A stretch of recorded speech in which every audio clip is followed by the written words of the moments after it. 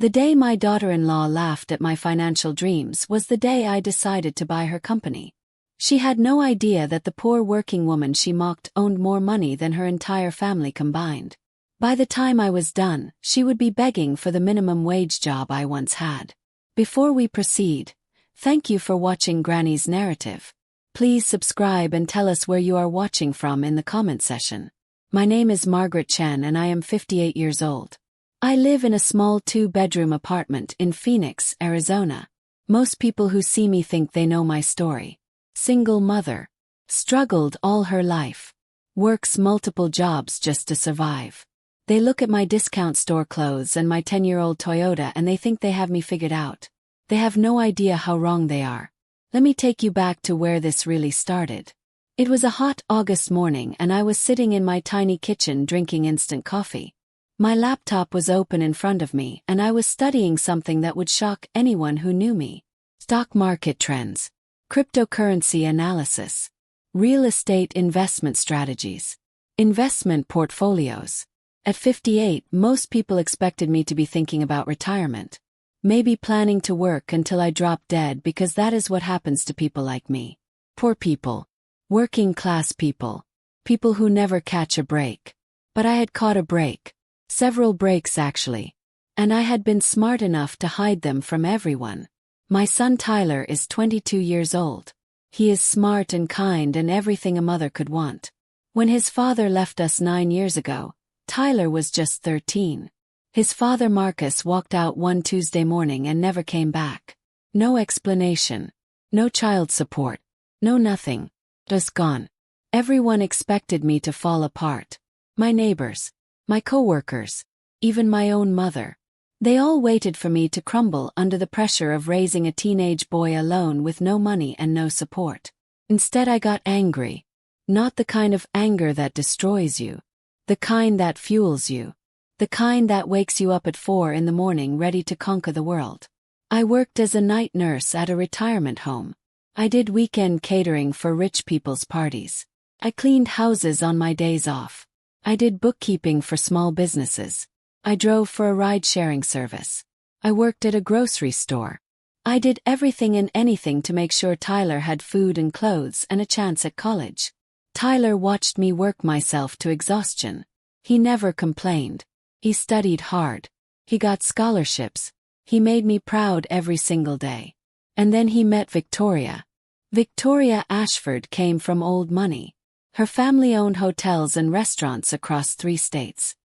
Her father Robert Ashford was the kind of man who wore $1,000 suits and spoke to service workers like they were furniture.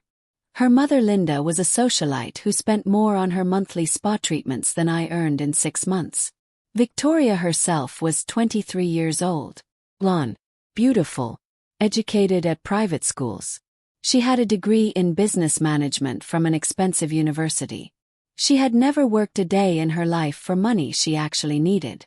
When Tyler first brought her home last Christmas, I knew we were in trouble. She walked into my small apartment and I watched her nose wrinkle with disgust. She looked at my second-hand furniture and my discount store decorations like they were covered in filth. How cozy, she said. That is what rich people say when they mean how pathetically small and cheap. I smiled and offered her coffee. Tyler was clearly in love with her. He looked at her like she had hung the moon and stars. I was not going to ruin his happiness by being rude to his girlfriend. Over the next few months, Victoria made it clear what she thought of me. She never said it directly. Rich people rarely do. They are too smart for that. Instead she made little comments, little observations, little suggestions that added up to one message. You are beneath us. When Tyler announced they were getting married, I was not surprised. He was young and in love and he could not see what I saw. He could not see that Victoria looked at him like a project. Like something she could mold and shape into the perfect Ashford family husband. The wedding was 6 months ago. It cost more than I had earned in the past 3 years combined. The Ashford family paid for everything and made sure everyone knew it. Victoria had 8 bridesmaids. The flowers alone cost $15,000. The venue was a historic mansion. The food was catered by a celebrity chef. I wore a dress from a department store clearance rack and sat in the back with the other poor relations. Tyler tried to include me in the planning. He really did. But Victoria had opinions about everything, and her opinions always won. The guest list, the music, the decorations, the seating arrangements. Everything had to be perfect for the Ashford family image. At the reception, I sat at a table with Tyler's cousins from his father's side. People I barely knew. People who also did not fit into the Ashford family world. We ate our expensive food and drank our expensive wine and watched Victoria hold court like a princess at her own coronation. Robert Ashford made a speech about welcoming Tyler into their family. He talked about Tyler's bright future, his potential, his promising career. He never once mentioned me. Never mentioned the woman who had raised Tyler alone. Who had worked 3 jobs to pay for his education. Who had sacrificed everything to give him opportunities. I was invisible. Just another poor person in the background of their perfect day. That night I went home to my empty apartment and made a decision. I was done being invisible. I was done being the poor relation. I was done letting people like Victoria Ashford look down on me. I opened my laptop and transferred $50,000 from my hidden savings account into a new investment portfolio. You see, what Victoria and her family did not know was that I had been investing in the stock market for 5 years. What started as a desperate attempt to make my savings grow faster had turned into something much bigger. 5 years ago, a resident at the retirement home where I worked told me about a small pharmaceutical company. She had worked there decades ago and she knew they were developing a new drug. She told me to buy their stock before anyone else figured it out. I took $1,000 from my emergency fund and bought shares. 3 months later the FDA approved their drug and the stock price went up 800%. My $1,000 became $8,000 overnight. I was hooked. I started reading everything I could about investing. I watched YouTube videos. I took free online courses. I studied successful investors. I learned to read financial statements and market trends. I learned to spot opportunities that other people missed. All those years working in different industries gave me an edge. I knew which restaurants were expanding. I knew which retirement homes were struggling. I knew which grocery stores were opening new locations. I had insider knowledge just from paying attention to the world around me. I invested carefully. I took calculated risks. I diversified my portfolio. I reinvested my profits. And slowly, steadily my money grew. By the time Tyler married Victoria, my investment portfolio was worth over $2 million. $2 million that no one knew about. Not Tyler. Not my mother. Not my few friends. No one. I still lived in my small apartment. I still drove my old Toyota. I still worked my nursing shifts and my catering jobs. I still shopped at discount stores and clipped coupons. Because I had learned something important during all those years of poverty. Money is only powerful if you can keep it secret. The moment people know you have it, they want it. They expect it. They feel entitled to it. So I kept my mouth shut and I kept investing. That August morning when Victoria changed everything, I had just made another big score. A tech stock I had bought 6 months earlier had tripled in value. My portfolio was now worth $3.2 million. And I was about to use every penny of it to destroy Victoria Ashford. The moment that changed everything happened on a Sunday afternoon in September. Tyler and Victoria invited me to lunch at their new apartment. The Ashford family had bought it for them as a wedding present. 3 bedrooms in a luxury building downtown. Probably worth $500,000. I arrived at noon carrying a homemade apple pie. I had made it that morning using a recipe from the retirement home resident who had given me my first stock tip. She had passed away 2 years ago, but I still used her recipes. They reminded me that good advice could come from anywhere if you were smart enough to listen. Victoria answered the door wearing designer loungewear that probably cost more than my monthly rent. "Margaret," she said. She never called me Mom. Always Margaret. Like I was a distant acquaintance instead of her mother-in-law. "Come in." "Thank you for having me," I replied. I handed her the pie. She looked at it like I had handed her a bag of garbage. "Oh, sweet. You did not need to bring anything. We have plenty of food. Translation: Your homemade pie is not good enough for our table. Tyler appeared from the kitchen. Mom, he said and hugged me tight. He was a good boy. He tried so hard to bridge the gap between his old life and his new life. I'm so glad you are here. The apartment was exactly what I expected. Expensive furniture. Expensive art. Everything perfectly coordinated and completely impersonal. It looked like a magazine photo shoot, not a home where people actually lived. Victoria gave me a tour. She pointed out every expensive item. The Italian leather sofa.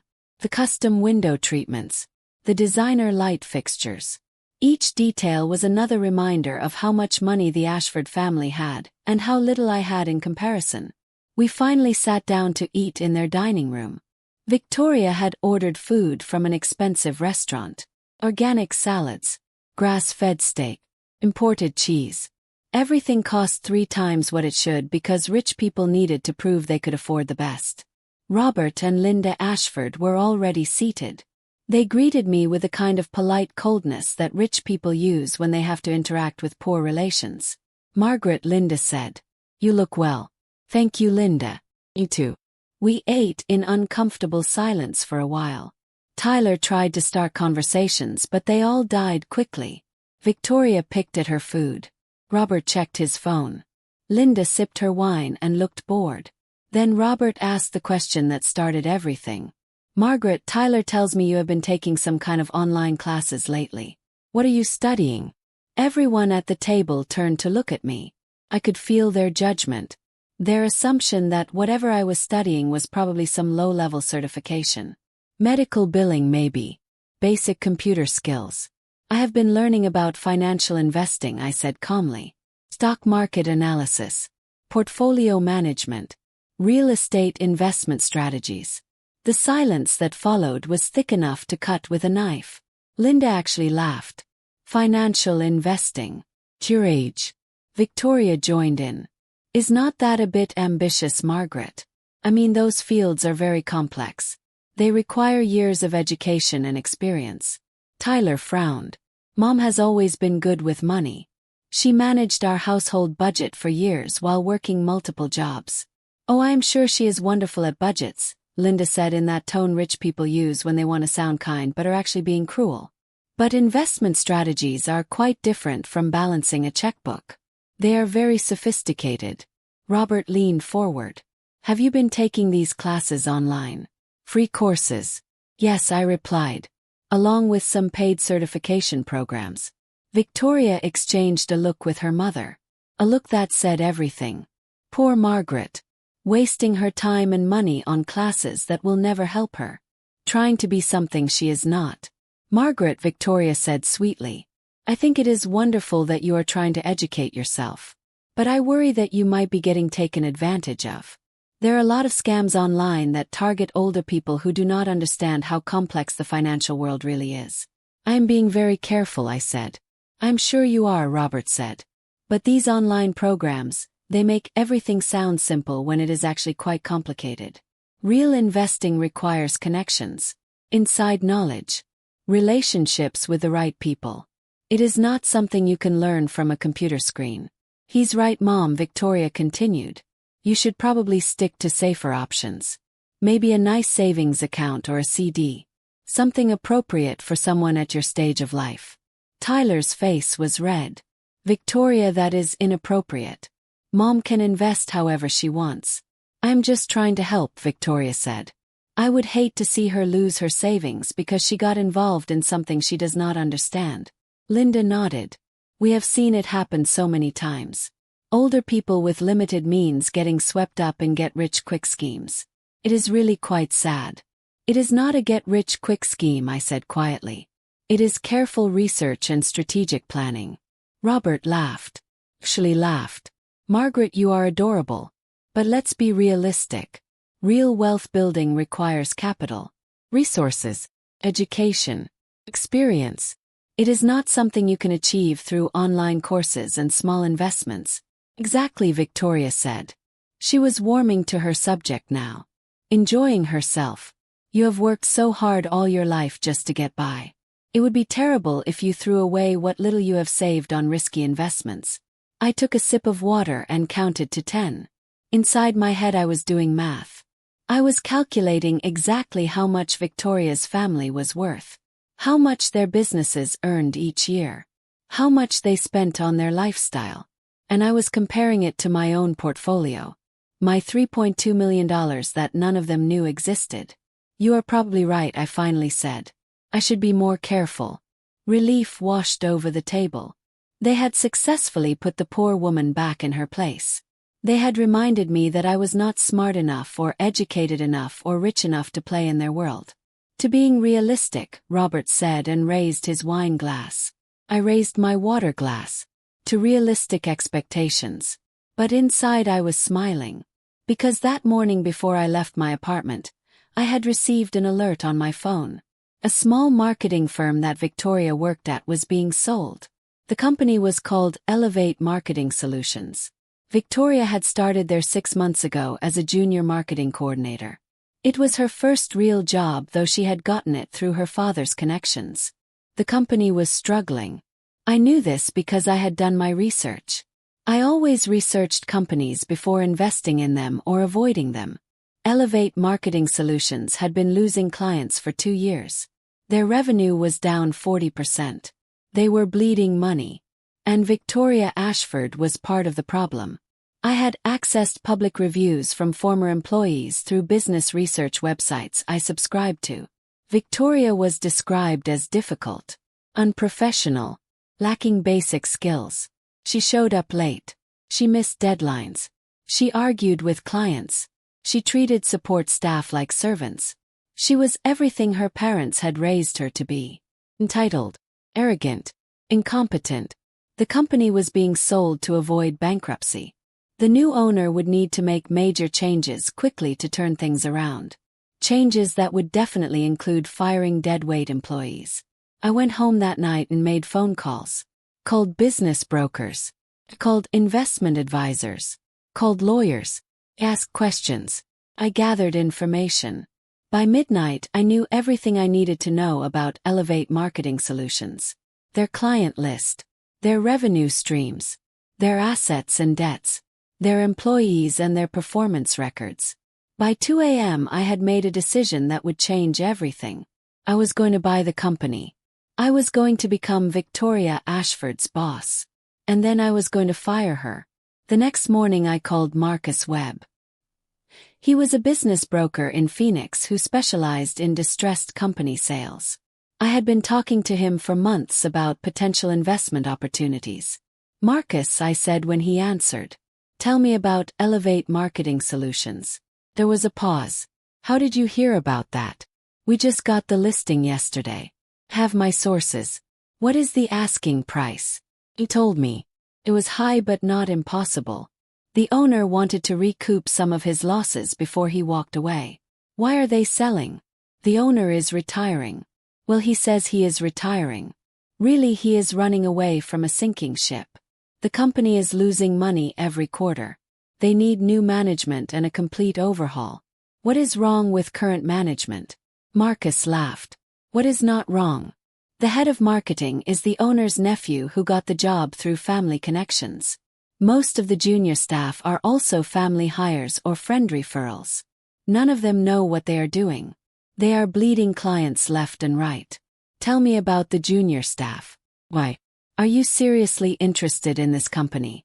Very interested. He spent the next hour giving me details. The company had 12 employees. 6 of them were competent professionals who were actively looking for new jobs because they could see the company was dying. The other 6 were the problem. Family hires who showed up late, missed deadlines, drove away clients with poor work and bad attitudes. One name jumped out at me. Victoria Ashford, Junior Marketing Coordinator, hired 6 months ago. No real marketing experience. Multiple client complaints. Poor performance reviews. I can get you the full financial package by tomorrow, Marcus said. But Margaret, I have to ask. This is a substantial purchase. Are you sure you are ready for something this big? I have been preparing for this for 5 years, Marcus. I am more than ready. All right then. Let me work up the numbers. I will call you tomorrow. I spent the rest of the day researching. I looked up every employee, every client, every project. I read reviews. I analyzed financial statements. I studied the market.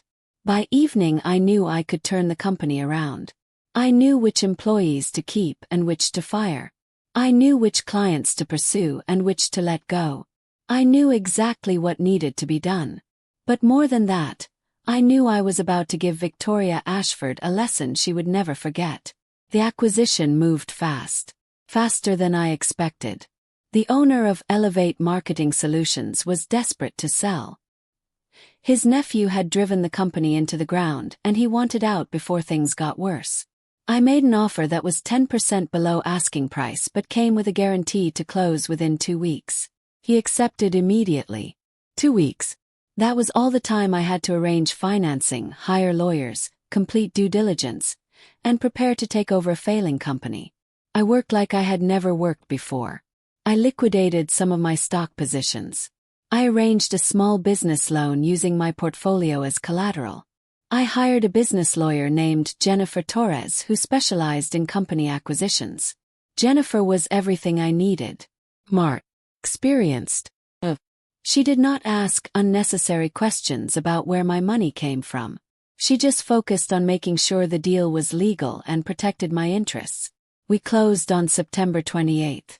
I signed the papers in Jennifer's office surrounded by stacks of documents and financial statements. When it was done, I owned Elevate Marketing Solutions. All the assets, all the debts, all the employees, including Victoria Ashford. The former owner shook my hand. Good luck, he said. You are going to need it. That company needs a complete overhaul. No. That is why I bought it. He looked surprised. Most people buy distressed companies hoping they can fix them with minor changes. You sound like you are planning major surgery. Major surgery is exactly what this company needs. What about the staff? Are you planning to keep them? Smiled. We will see. I like to evaluate performance before making decisions about personnel. After he left, Jennifer looked at me seriously. Margaret, you know this is going to be brutal, right? Turning around a failing company is one of the hardest things you can do in business. Most people fail. I am not most people, Jennifer. Can see that. So what is your first move? I pulled out a list I had been preparing for days. First, I am meeting with each employee individually to review their performance. Then I am meeting with all remaining clients to assess their satisfaction and needs. Then I am going to make the hard decisions about who stays and who goes. And Victoria Ashford. I looked at Jennifer and smiled. Victoria Ashford is going to learn what happens when you underestimate people based on their bank account. My first day as owner of Elevate Marketing Solutions was October 1st. I arrived at 7 a.m. wearing a business suit I had purchased specifically for this occasion. Navy blue. Professional. Expensive enough to command respect, but not so expensive that it screamed new money. The office was in a decent building downtown. Nothing fancy but professional. I had my own key now. My own code for the security system. My own business cards being printed. Margaret Chin, owner and CEO. I spent the first 2 hours in my new office reviewing files. Employee records. Client contracts. Financial statements. Everything the previous owner had left behind. Victoria Ashford's file was particularly interesting. Hired through family connections. No prior marketing experience. Started at a salary of $60,000 per year. 6 months of performance reviews that got progressively worse. Her first review noted that she had good ideas but struggled with execution. Her second review noted multiple missed deadlines and client complaints about unprofessional communication. Her third review noted that she seemed more interested in her personal life than her work responsibilities. The most recent review, written just 1 month ago, was brutal. Employee continues to underperform despite multiple warnings. Lacks basic marketing skills. Frequently absent or late.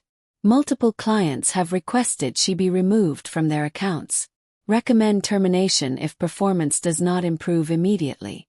But she had not been fired. Because firing the daughter of Robert Ashford would have meant losing the Ashford family business connections. The previous owner had been too weak to do what needed to be done. I was not weak. At 9 a.m. sharp, employees started arriving. I watched through my office window as they filed in. Some looked nervous. They knew the company had been sold and they were worried about their jobs. Others looked indifferent. The family hires who assumed their connections would protect them. Victoria arrived at 9:30, half an hour late. She walked in carrying an expensive coffee and laughing on her phone. She did not notice me watching from my office. At 10 a.m. I called the first employee meeting. Everyone gathered in the conference room. 12 people sitting around a large table looking at me with varying degrees of curiosity and concern. "Good morning everyone," I said. "For those who do not know me, my name is Margaret Chen. As of 3 days ago, I am the new owner of this company." I watched Victoria's face as recognition dawned. Her mouth fell open. Her expensive coffee cup stopped halfway to her lips. She looked like she had seen a ghost. "I know transitions can be difficult," I continued. "But I want to assure you that my goal is to stabilize this company and return it to profitability. That will require changes. Some of them will be difficult." I looked directly at Victoria. "Some of them will be immediate. Over the next week I will be meeting with each of you individually to discuss your role here and your future with the company. I expect complete honesty and professionalism from everyone. If you have concerns or suggestions, this is the time to voice them." Pause. "If you have been performing well and contributing to the company's success, you have nothing to worry about. If you have not, then we need to have a serious conversation about whether this is the right place for you." The room was silent. The competent employees looked relieved. The family hires looked worried. Victoria looked terrified. "Let's get to work," I said. "We have a lot to do." The individual meetings started that afternoon. I met with the 6 competent employees first. All of them were relieved to finally have an owner who cared about performance over connections. All of them had ideas about how to improve the company. All of them were eager to be part of the turnaround. I promoted 3 of them on the spot, gave them raises, gave them more responsibilities, made it clear that competence would be rewarded in my company. Then I met with the family hires. One by one they came into my office. One by one they tried to charm me, to explain away their poor performance, to promise they would do better. One by one I let them know that promises meant nothing. Results were all that mattered. I saved Victoria for last. She came into my office on Friday afternoon. By then everyone knew that 3 employees had already been fired. The building was buzzing with nervous energy. Victoria sat across from me trying to look confident. She was wearing another expensive outfit. Her hair and makeup were perfect. She looked like she was going to a cocktail party, not a performance review. "Thank you for meeting with me, Victoria," I said formally. "Of course, Margaret." She still could not bring herself to call me anything respectful. "I am happy to discuss my role here." I opened her file. "Let's start with your performance over the past 6 months. According to these reviews, you have consistently underperformed expectations. Multiple clients have complained about your work. You have missed numerous deadlines. You are frequently late or absent." "Those reviews are not entirely accurate," she said quickly. The previous owner did not understand modern marketing strategies. He was stuck in outdated methods. So the client complaints about unprofessional communication, those were because they did not understand modern marketing. She flushed. "Some clients are difficult to work with. And the missed deadlines. I was working on multiple projects. Sometimes priorities shift. And being late to work consistently. Traffic in Phoenix is terrible." I leaned back in my chair. "Victoria, let me be very clear with you. I'm not interested in excuses. I'm interested in results. And your results over the past 6 months have been unacceptable." "I can do better," she said. "I just need more time to prove myself." "You have had 6 months. But I am still learning. This is my first real job." "That is not my problem, Victoria. This company is not a training program. It is a business that needs to be profitable." She leaned forward, her voice taking on a pleading tone. Margaret, we are family now. Surely that has to count for something. Family. I let the word hang in the air. Do you remember what you said to me at lunch 3 weeks ago? She looked confused. I said a lot of things. You told me I should stick to simple savings accounts. That financial investing was too complicated for someone like me. You laughed when your father asked if I had made my first million yet. You called my education adorable. Her face went pale. I was just trying to be helpful. No, Victoria. You were trying to put me in my place. You were trying to remind me that I was poor and uneducated and beneath your family. You were trying to make sure I knew my place in the social hierarchy. I stood up and walked to the window. The view showed downtown Phoenix. All those buildings full of businesses and opportunities. Places where people rose and fell based on merit, not connections. But here is what you did not know, Victoria. While you were spending your father's money and coasting on your family name, I was building something real. While you were looking down on me for my discount store clothes and my old car, I was investing in the stock market and making millions. I turned to face her. I bought this company with my own money, Victoria. Money I earned through smart investing and hard work. Money your family does not even know I have. Her mouth opened and closed but no sound came out. So let me answer your question about family. Yes, we are family. And that makes what I am about to do even more satisfying. She found her voice. What are you going to do? I am firing you, Victoria. Effective immediately. The color drained from her face. You cannot do this. Already have. Your final paycheck will include payment for unused vacation time but no severance since this is termination for cause. Security will escort you from the building. Your personal belongings will be boxed and delivered to you within 24 hours. Margaret, please. I need this job. Then you should have been better at it. My family will not stand for this. My father will ruin you. Smiled. Your father is welcome to try. But I suggest he focus his energy on his own problems. I have already contacted the SEC about some interesting irregularities in his business practices. Her eyes went wide. What are you talking about? When you are considering buying a company, Victoria, you do your research.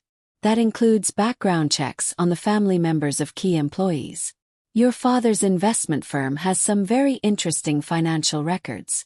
Records that suggest activities the Securities and Exchange Commission would find fascinating. You are bluffing. Try me. I picked up my phone and called security. Please escort Ms. Ashford from the building. Victoria sat frozen in her chair. This is not over, she whispered. Yes, Victoria. It really is. Security arrived within minutes. 2 professional men in uniform. They were polite but firm. Ma'am, we need you to come with us. Victoria stood slowly. She looked at me one last time. Her eyes were full of tears but also anger. Rage that someone like me had beaten someone like her. You will regret this, she said. No, Victoria. You will regret underestimating me. They escorted her out. I watched from my window as they walked her to her car. Watched her drive away, probably for the last time. Watched her designer life start to crumble. And I felt nothing but satisfaction. That evening I sat in my office alone. The building was quiet. Everyone else had gone home. I looked at the framed business license on my wall. Margaret Chen, owner and CEO. My phone rang. It was Tyler. Mom, we need to talk. I know, son. Come over tonight. I will explain everything. He arrived an hour later looking confused and angry. Victoria told me what happened, he said. She said you fired her for no reason. That you are taking revenge for something that happened at lunch. Poured us both coffee. Tyler, sit down. There is a lot you do not know. Then tell me. So I did. I told him about the investing. About the money. About the years of building wealth in secret. About buying the company. About Victoria's terrible performance. He listened without interrupting. When I finished, he sat in silence for a long time. You have been wealthy for years and never told me. I have been building wealth for years. There is a difference. Why did you keep it secret? Because money changes everything, Tyler. People know you have it, they treat you differently. They expect things from you. They feel entitled to it. I wanted you to grow up learning the value of hard work, not the entitlement that comes from easy money. But I struggled through college. I worked part-time jobs, took out loans. You could have helped me. And what would you have learned if I had? That money solves all problems. That you do not need to work hard because mom will bail you out. No, Tyler. You needed to earn your success. Just like I earned mine. He shook his head slowly. I do not know what to think about any of this. Think about this. Victoria and her family treated me like garbage because they thought I was poor. They mocked my education. They dismissed my ambitions. They made it clear that I was beneath them. And then I bought the company where Victoria worked and fired her for being terrible at her job. Was it really about her performance? Or was it revenge? It was both. She genuinely was terrible at her job, Tyler. I have the documentation to prove it. Multiple client complaints. Missed deadlines. Poor work quality. Any competent owner would have fired her months ago. But you enjoyed it. Course I enjoyed it. Am human. But that does not make it wrong. Sometimes justice and satisfaction go hand in hand. Tyler stood up. I need time to process this, Mom. This is a lot. Take all the time you need. But Tyler, remember one thing. I did not create this situation. Victoria and her family did. They chose to treat me with disrespect. They chose to mock and belittle me. All I did was stop pretending to be the poor, helpless woman they wanted me to be. After he left, I sat alone in my apartment. The same small apartment I had lived in for 10 years. I could afford a mansion now. I could afford anything. But I liked this place. It reminded me of where I came from. Kept me grounded. My phone buzzed with a message. It was from an unknown number. This is not over, Margaret. You have made a very powerful enemy. The Ashford family does not forget. I smiled and typed back. Neither do I. The war was just beginning. The lawsuit arrived 2 weeks later. Robert Ashford was not a man who accepted defeat gracefully. He hired a team of expensive lawyers and came after me with everything he had. The complaint was thick. 50 pages of legal language that basically accused me of wrongful termination, emotional distress, defamation, and conspiracy to commit fraud. The conspiracy to commit fraud charge was particularly creative. Robert was claiming that I must have used illegal methods to acquire the money to buy the company. That no one could go from poverty to millions legitimately in 5 years. That I must be involved in money laundering or fraud or some other criminal activity. It was ridiculous, but it was also dangerous. Even baseless accusations could damage my reputation and cost me enormous amounts in legal fees. I called Jennifer Torres immediately. She read through the complaint and laughed. This is weak, Margaret. Really weak. They are throwing everything at the wall hoping something sticks. But it will cost me money to defend. It will cost them more money to pursue. Trust me. I have dealt with people like Robert Ashford before. They think money and lawyers can solve any problem. They are used to people folding under pressure. I do not fold, Jennifer. No. That is why we are going to destroy them. How? By doing exactly what they are accusing you of. We are going to investigate their business practices. We are going to find every shady deal, every questionable transaction, every unethical practice. And then we are going to bury them with it. Is that legal? Completely. It is called discovery. Once they file a lawsuit, they open themselves up to investigation. They have to produce documents. They have to answer questions under oath. They have to expose their business practices to scrutiny. Jennifer smiled. Robert Ashford just made the biggest mistake of his life. He poked a bear, and that bear has very sharp teeth. Over the next month, Jennifer's legal team worked overtime. They subpoenaed financial records from Ashford Investment Management. They interviewed former clients. They reviewed tax returns and business filings. What they found was damning. Robert Ashford had been running his investment firm like a personal piggy bank. He mixed client funds with his own money. He made risky investments without client approval. He hid losses by moving money between accounts. He paid himself enormous fees regardless of client returns. It was not quite fraud. Robert was too smart for that. But it was unethical, bordering on illegal. It was the kind of behavior that could destroy a business reputation and trigger regulatory investigations. And best of all, it was all documented. Robert Ashford had kept meticulous records of his questionable practices because he never thought anyone would have the power or resources to investigate him. He had forgotten that every empire has weaknesses. You just need to know where to look. Jennifer called me on a Thursday morning. "Margaret, we need to meet. Have something big." I met her at her office that afternoon. She spread documents across her conference table. "Look at this." She pointed to a series of transactions from 3 years ago. Robert Ashford took $500,000 from a client retirement account and invested it in a failed real estate deal. When the deal went bad, he covered the loss by moving money from other client accounts without their knowledge or permission. That is fraud. Technically, it is commingling of funds and unauthorized transactions. But yes, it crosses the line into criminal behavior. And this is just one example. We found at least 15 similar transactions over the past 5 years. I studied the documents. Each transaction was carefully hidden. Money moved between accounts with vague descriptions. Losses buried in quarterly statements.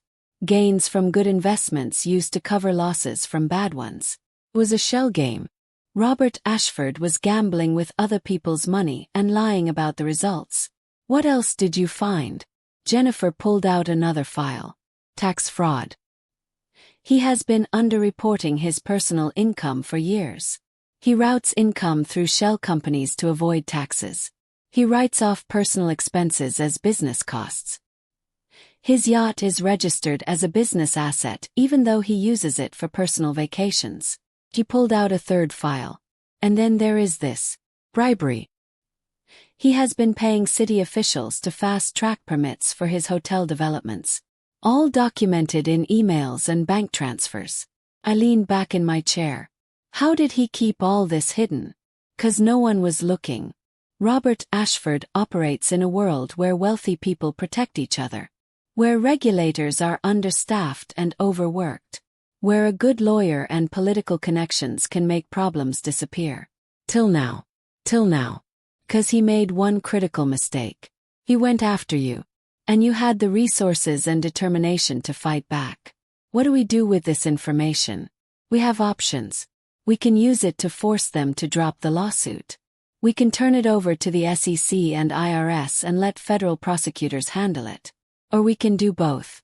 Smiled. Let's do both. I want Robert Ashford to understand that actions have consequences. That you cannot destroy people's lives without facing justice. Jennifer nodded. I will prepare a response to their lawsuit that includes all of this evidence. And I will personally deliver copies to the appropriate federal agencies.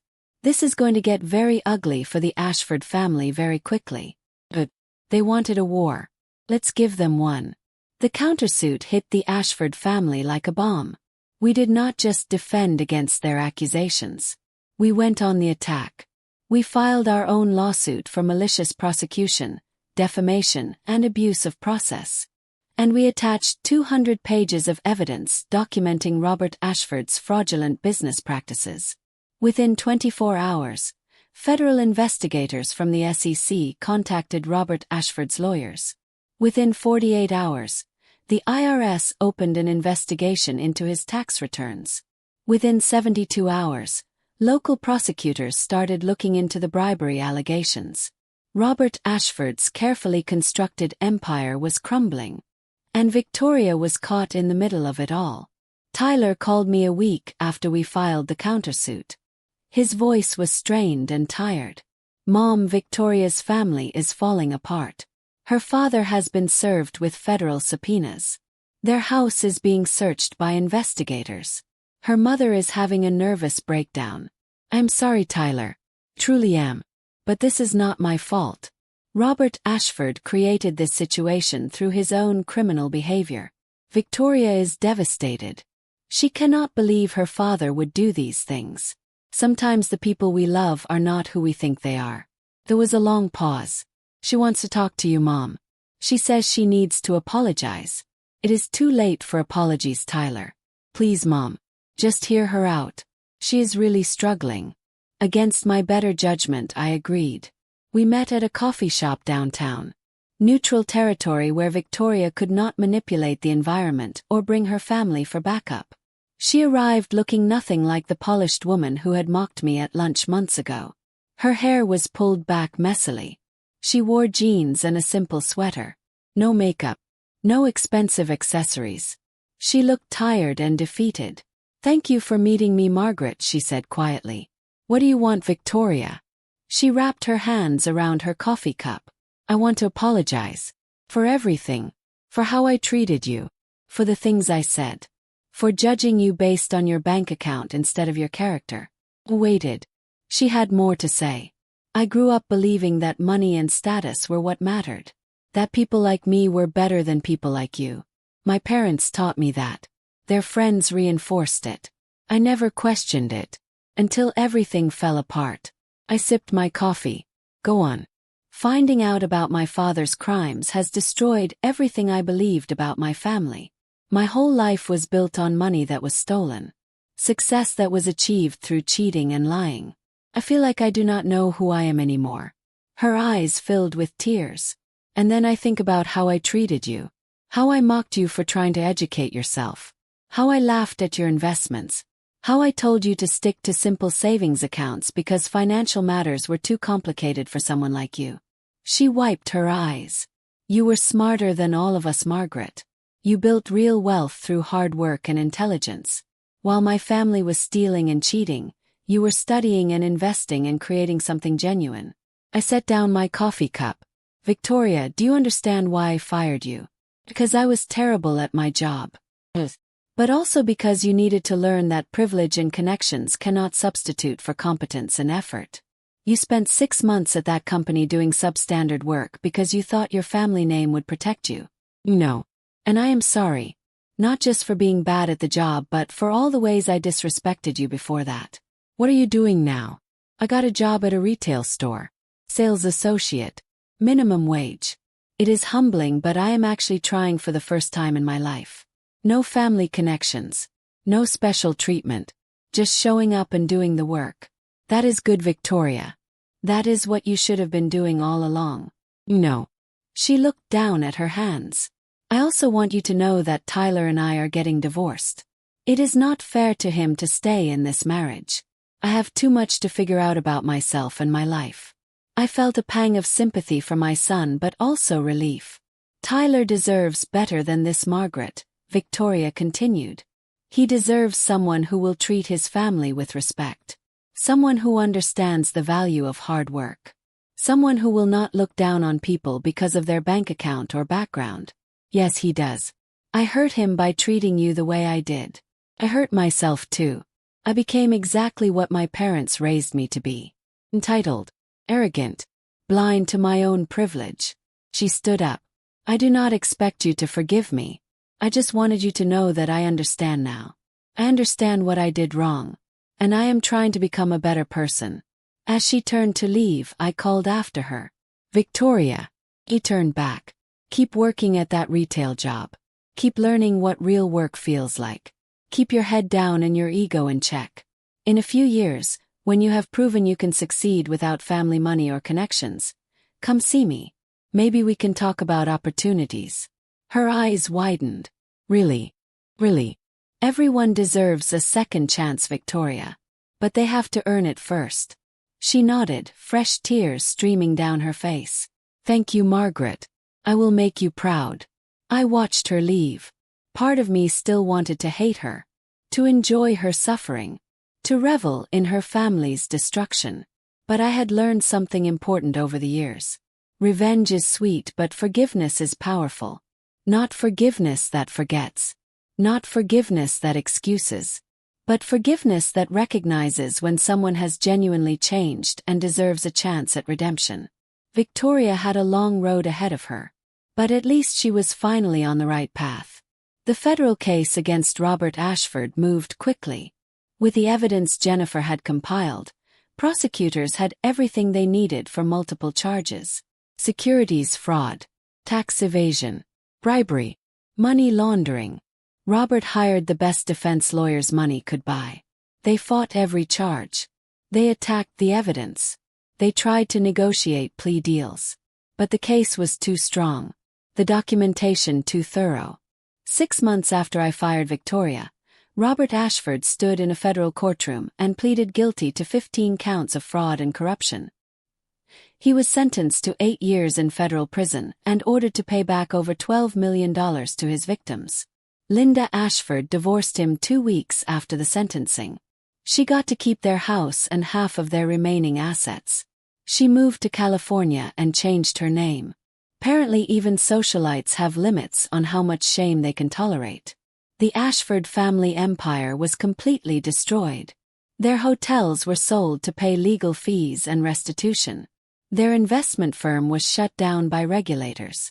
Their name became synonymous with corruption and fraud. And through it all, Elevate Marketing Solutions thrived under my leadership. I promoted competent employees. I attracted talented new hires. I rebuilt client relationships. Within 6 months we were profitable. Within a year we had doubled our client list. I hired a new marketing director. A 52-year-old woman named Patricia Ruiz who had worked her way up from administrative assistant to department head at a Fortune 500 company. She understood that success required actual knowledge and effort, not just expensive clothes and family connections. Patricia and I became friends. She reminded me that there were plenty of people out there who valued competence over connections. People who judged others by their work, not their bank account. One evening as we were closing the office, Patricia asked me something I had been waiting for someone to ask. "Margaret, why did you really buy this company? Was it just to fire Victoria or was there something more?" I thought about that question. The honest answer was complicated. First, it was revenge, I admitted. I wanted to show Victoria and her family that I was not the poor, ignorant woman they thought I was. I wanted to hurt them the way they had hurt me. And now I understand that I bought this company because I could. Because I had earned the right to. Because I had spent 5 years building wealth and knowledge and experience. This company was proof that I had succeeded on my own terms. Patricia nodded. "You know what I admire most about you, Margaret? You never forgot where you came from. You still live in that small apartment. You still drive that old Toyota. You still shop at discount stores. Why would I change? Money does not define who I am. It is just a tool I use to create opportunities." That is what Victoria and her family never understood. They thought money made them better than other people. "You know, it just makes you different." We locked up the office and walked to our cars. The Phoenix sunset painted the sky orange and purple. Somewhere out there, Robert Ashford was in a federal prison. Linda Ashford was trying to rebuild her life under a new name. Victoria was working retail and learning humility. And I was exactly where I wanted to be. Successful but grounded. Wealthy but humble. Powerful but kind. Tyler stopped by my apartment that weekend. He had been distant for months as he processed everything that had happened. The revelation about my wealth. The destruction of Victoria's family. The divorce. But now he looked more like himself. Relaxed. Focused. Hopeful. "Mom, I got accepted to graduate school. Engineering program at Stanford. Full scholarship." "Tyler, that is wonderful. I'm so proud of you. I have been thinking a lot about everything that happened. About you and Victoria and money and success and what really matters. What conclusions did you reach? That you were right all along. About teaching me to work for what I want. About not relying on money to solve problems. About earning my success instead of expecting it." He sat down at my kitchen table. The same table where we had struggled through homework and budgets and tough times. When Victoria and I got married, I started to change. I started to expect things to be easy. Started to think that her family money would smooth out all of life's problems. And now I understand that easy success is not real success. That the struggle is what makes achievement meaningful.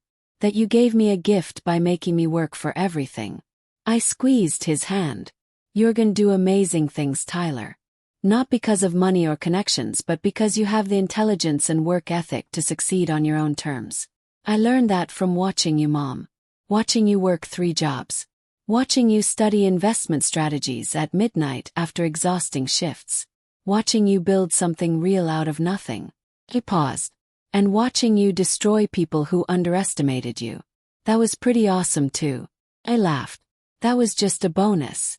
We spent the evening talking about his plans for graduate school, his research interests, his career goals. For the first time in months, everything felt normal between us. As he was leaving, he turned back. Mom, I never thanked you for how you handled Victoria. You could have been cruel. You could have completely destroyed her. But you gave her a chance to learn and grow. She hurt both of us, Tyler. But she is also young and capable of change. I hope she takes advantage of the opportunity. After he left, I sat on my balcony looking out at the city lights. Phoenix at night was beautiful. Millions of people living their lives, building their dreams, fighting their battles. Somewhere out there was another Margaret Chen. Another woman working multiple jobs. Another single mother struggling to provide for her children. Another person being judged and dismissed because of their current circumstances. I hoped my story would inspire them, would show them that it is never too late to change your situation. Never too late to invest in yourself. Never too late to prove everyone wrong. The next morning I received an unexpected phone call. It was from a producer at a local news station. They wanted to interview me for a special report about women entrepreneurs. Apparently my story had caught their attention. The success of Elevate Marketing Solutions. My background as a working-class single mother. The dramatic turnaround of a failing company. It was the kind of feel-good story that news programs loved. Almost said no. I had never been interested in publicity or recognition. But then I thought about all those other women out there. The ones working 3 jobs and dreaming of something more. Maybe my story could help them. I agreed to the interview. The reporter was a young woman named Jasmine Lee. She met me at my office with a camera crew and a list of questions. She was professional and well prepared. Miss Chin, you have had an incredible journey. From working multiple jobs to owning a successful company. Tell me how you did it. I told her about the investing. About studying financial strategies. About taking calculated risks. About building wealth slowly and carefully over 5 years. But I also told her about the struggles. The fear. The uncertainty. The nights when I worried I was making terrible mistakes with money I could not afford to lose. What was your biggest challenge? Jasmine asked. Believing I deserved success. I had spent so many years being poor that I had internalized the idea that wealth was for other people. People who were smarter or luckier or more educated. Breaking through that mental barrier was harder than any financial strategy. What would you say to other women who are in the position you were in 5 years ago? Start today. Right now. Do not wait for the perfect moment or the perfect opportunity. Take whatever money you can save and invest it wisely. Educate yourself. Learn about markets and strategies. Make small investments and learn from your mistakes. She nodded. And what about people who say they do not have any money to invest? I understand that better than anyone. But everyone has something. Maybe it is only $50 a month. Maybe it is only $20. Start with whatever you have. The amount does not matter as much as the habit of saving and investing. The interview aired 2 weeks later. The response was overwhelming. I received hundreds of emails and messages from women who had been inspired by my story. Women who had started their own investment accounts.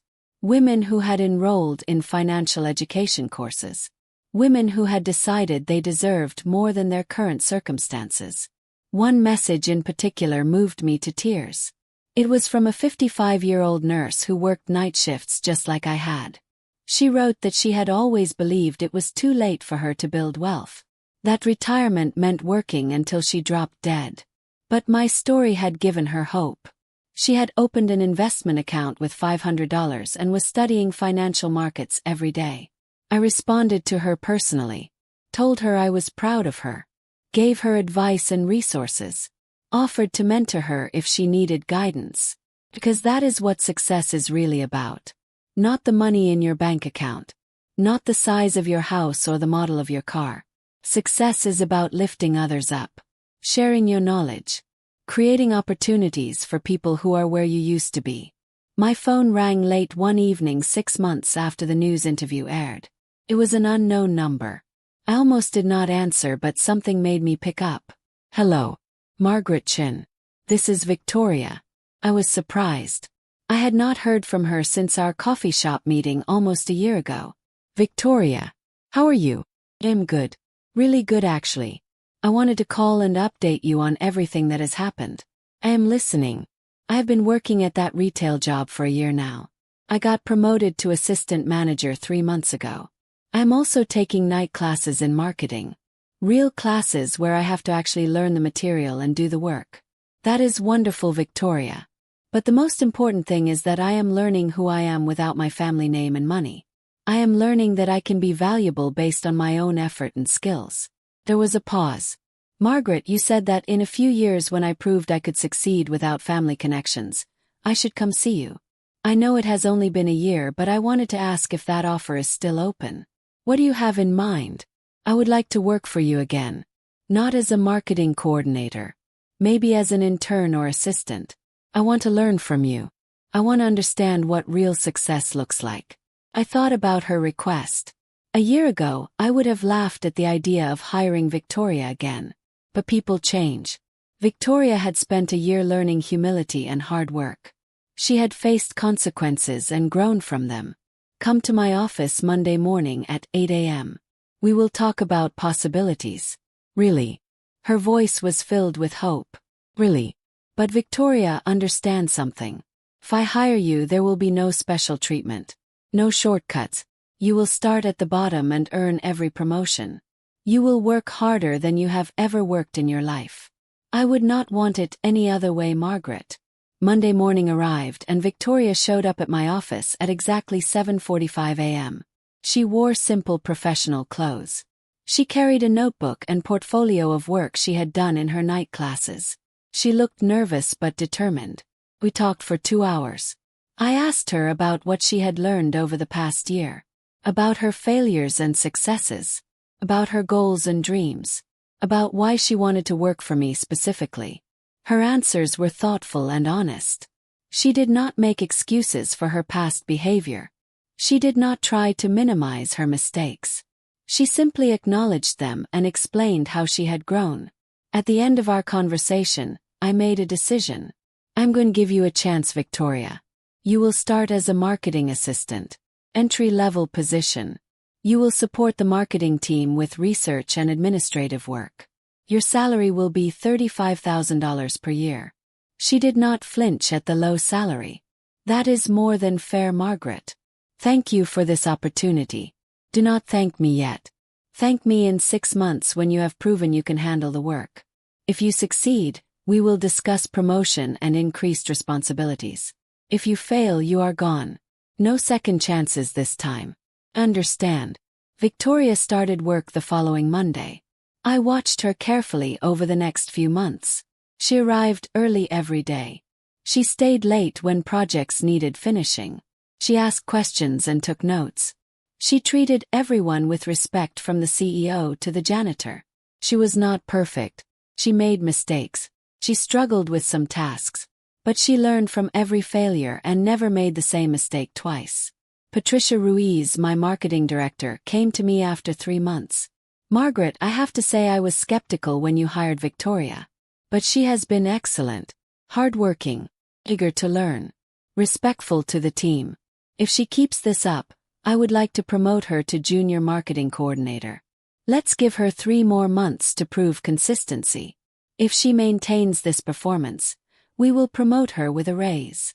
6 months after Victoria started, I called her into my office for a performance review.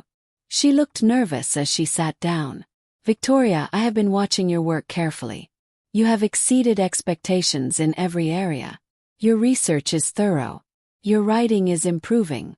Your attitude has been exemplary. Thank you, Margaret. I've been trying really hard. I know you have. That is why I am promoting you to junior marketing coordinator with a salary increase to $45,000 per year. Her eyes filled with tears. I do not know what to say. Say you will continue working this hard and treating people with respect. I will. Promise. As she left my office, I felt something unexpected. Pride. Not just in my own success but in her transformation. Victoria had gone from entitled spoiled rich girl to hardworking professional. She had earned her redemption through effort and humility. That evening Tyler stopped by my apartment. He had just finished his first year at Stanford and was home for the summer. "Mom, I heard you promoted Victoria." "I did. She has earned it. How do you feel about that? Working with your ex-daughter-in-law?" "Honestly, feel good about it. Victoria is not the same person who mocked me at that lunch 2 years ago. She has grown and changed in meaningful ways." "Do you think she would have changed if you had not fired her?" "No. She needed to hit rock bottom. She needed to lose everything to understand what really matters." Tyler nodded thoughtfully. "You know, Mom, you could have destroyed her completely. You had the power and the evidence to ruin her life forever. But you gave her a chance to rebuild. Everyone deserves a chance to change, Tyler. But they have to earn it through genuine effort and growth. Victoria did that." We spent the evening talking about his studies at Stanford, his research projects, his dreams of becoming an engineer. Watching him pursue his goals with dedication and integrity made all those years of struggle worth it. As the sun set over Phoenix, I reflected on how far I had come. 2 years ago, I was sitting at this same table being mocked for my investment education, being told that financial matters were too complicated for someone like me, being dismissed as irrelevant and ignorant. Now I owned a thriving company. I had wealth that would last multiple lifetimes. I had inspired hundreds of women to pursue their financial dreams.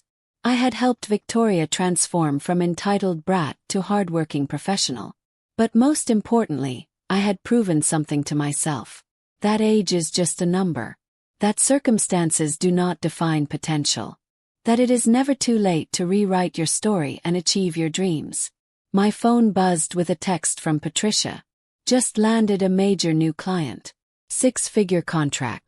Team celebration tomorrow." I smiled and typed back, "Absolutely. You all deserve it." Elevate Marketing Solutions was no longer a failing company on the brink of bankruptcy. It was a success story. Proof that good leadership, talented employees, and hard work could turn any situation around. The next morning I arrived at the office early as usual. I liked these quiet hours before everyone else arrived. Time to think and plan and appreciate how far I had come. My assistant Rebecca poked her head in. "Margaret, there is someone here to see you. She does not have an appointment but she says it is important." "Who is it?" "She says her name is Sandra Mills. She saw your news interview and drove here from Tucson. She would like to talk to you about investing." Smiled. "Send her in." Sandra Mills was about 50 years old. She wore a simple dress and looked nervous. She carried a worn notebook and sat on the edge of her chair like she might bolt at any moment. "Miss Chin, thank you for seeing me. I know you must be very busy. I always have time for women who want to improve their financial situation. Tell me about yourself, Sandra." She took a deep breath. "I am a single mother of 2 teenagers. I work as a school teacher during the day and clean offices at night. I have been doing this for years but I am exhausted. Cannot keep working 2 jobs forever. I understand that better than you know. What brought you here today?" "I saw your interview on the news. Your story could have been my story. Working multiple jobs, raising kids alone, never having enough money. But you found a way out and I want to learn how you did it." I leaned forward. "How much money do you have to invest, Sandra?" She looked embarrassed. "I've saved $1,000. I know that is not much but it is all I have. $1,000 is perfect. That is exactly what you need to start." "Really? I thought you needed tens of thousands to invest in the stock market." "That is a myth that keeps poor people poor, Sandra. You can start investing with whatever you have. Even small amounts can grow into something substantial if you are patient and strategic." I spent the next hour teaching Sandra the basics. How to open an investment account. How to research companies. How to diversify her portfolio. How to manage risk. How to be patient and let compound interest work its magic. She took notes furiously, asking smart questions and soaking up every piece of information. Miss Chin, why are you doing this? Helping me, I mean. You do not know me. 'Cause 2 years ago I was you, Sandra. I was exhausted and broke and convinced that wealth was for other people. Someone helped me believe I could change my circumstances. Now I want to do the same for others. Tears rolled down her cheeks. Thank you. You have no idea what this means to me. Actually, I do. Now go home and open that investment account. Start building your future. And Sandra, email me in 6 months and tell me how you are doing. I want to hear about your success. After she left, Patricia came into my office. That was really kind, Margaret. Most CEOs would not take time out of their busy schedule to help a stranger. Patricia, helping people like Sandra is more important than any business meeting or client call. She is fighting the same battle I fought. The least I can do is share what I learned.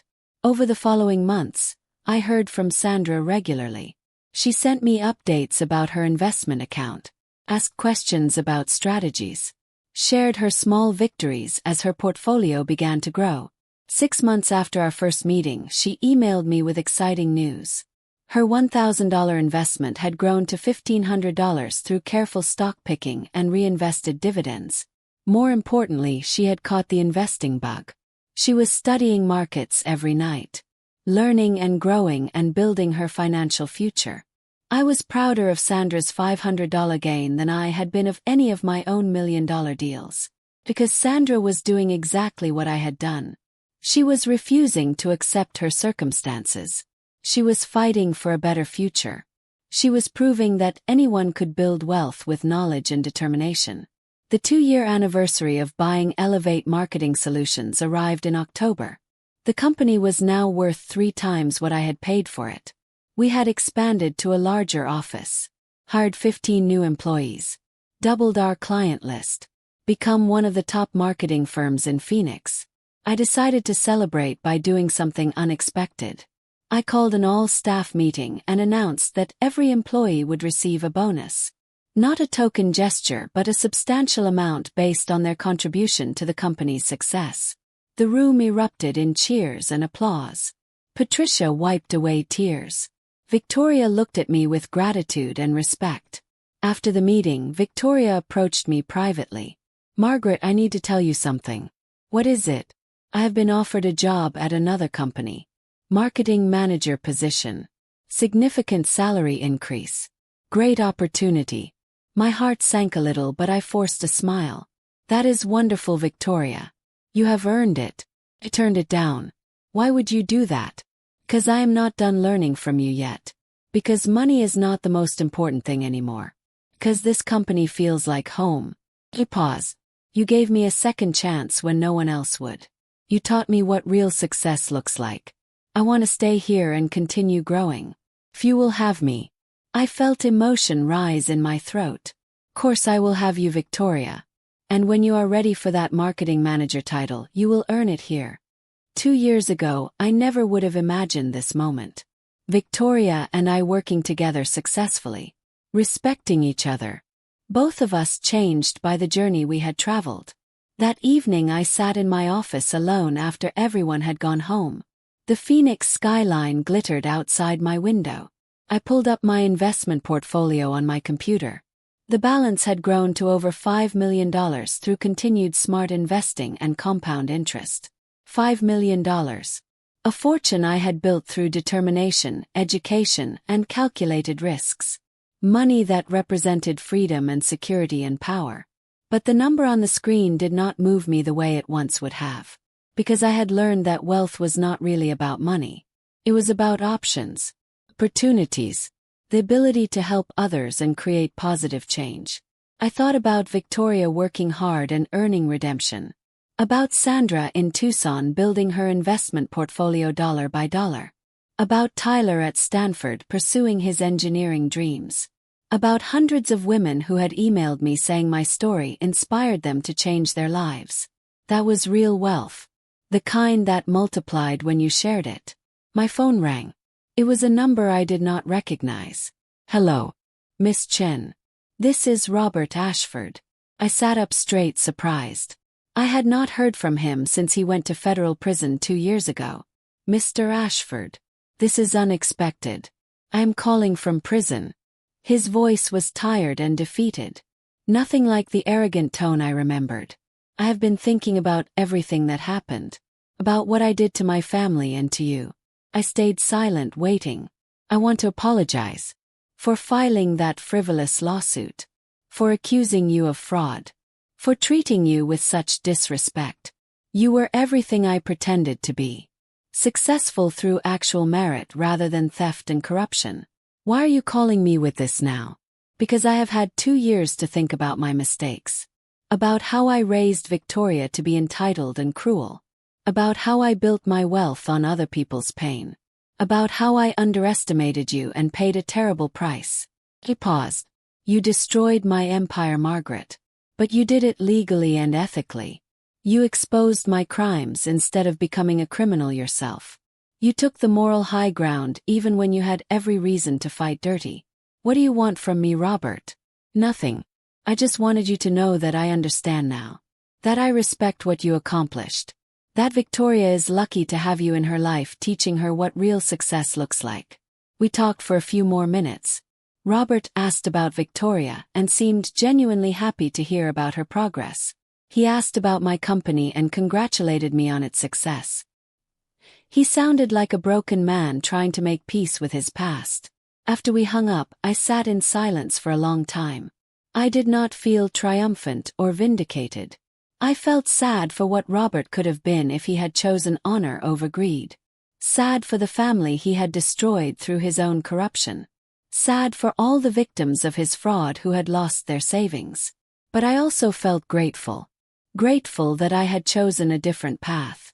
That I had built my wealth honestly. That I had used my success to lift others up rather than tear them down.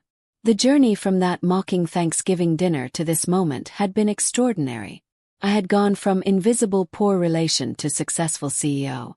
From dismissed old woman to respected businesswoman.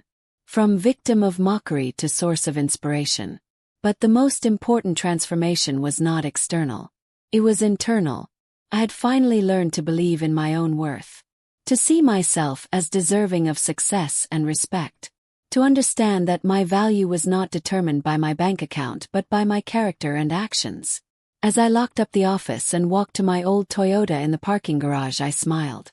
Tomorrow I would help more women like Sandra start their investment journeys.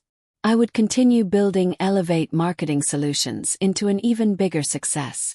I would mentor Victoria and other young professionals who wanted to learn real business ethics. The woman who had been mocked for her investment dreams had not just achieved those dreams. She had exceeded them in every way that mattered. And the daughter-in-law who had done the mocking had learned the most valuable lesson of all. That true success cannot be inherited or bought. It can only be earned through humility, hard work, and the courage to change. 6 months later, I received an invitation that made me laugh out loud. The Phoenix Chamber of Commerce wanted to honor me as Businesswoman of the Year at their annual gala. Me, the former night shift nurse who worked 3 jobs. The woman who shopped at discount stores and drove a 10-year-old car. I almost declined. These galas were usually full of wealthy people congratulating each other for being wealthy. But then I thought about all those women out there who needed to see that someone like them could achieve this level of recognition. I accepted the invitation. The gala was held at the fanciest hotel in Phoenix. The same hotel where Victoria and Tyler had held their wedding reception 3 years ago. I wore an elegant dress, not designer but nice enough. I arrived alone, not needing anyone's approval or support. The ballroom was full of Phoenix's business elite. I recognized many faces from the business news. CEOs of major companies, politicians, society figures, all dressed in expensive clothes and dripping with jewelry and confidence. And then I saw Linda Ashford. She looked different than I remembered. Older, tired. She no longer had that air of superiority that had defined her at Victoria's wedding. She was talking with a small group of people, probably friends who had stuck by her after her divorce and name change. Our eyes met across the room. For a moment, neither of us moved. Then she nodded slightly. An acknowledgement of recognition and perhaps respect. I nodded back. The ceremony started with a reception dinner. I was seated at the head table with other award recipients and Chamber of Commerce board members. They were all friendly and welcoming, none of them treating me like an outsider or imposter. When my name was called for the award, I walked to the stage amid applause. The chamber president gave a speech about my journey, my business success, my commitment to mentoring other women, my transformation from working-class single mother to successful CEO. I accepted the Crystal Award and stepped to the microphone. Thank you for this incredible honor. 3 years ago, if someone had told me I would be standing here, I would not have believed them. I was working multiple jobs, struggling to pay bills,